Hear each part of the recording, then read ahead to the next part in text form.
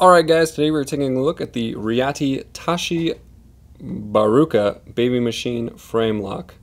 Sorry if I butchered your name, Tashi.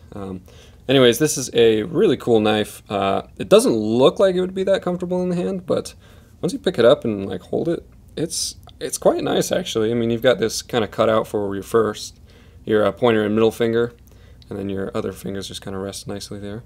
But yeah, it's an interesting looking knife. Definitely catches the eye, and you can also do you can do the fun spidey flick with it, which I like. So overall length is 7.375 inches. Blade length is 3 1/4 inches of RWL 34 steel.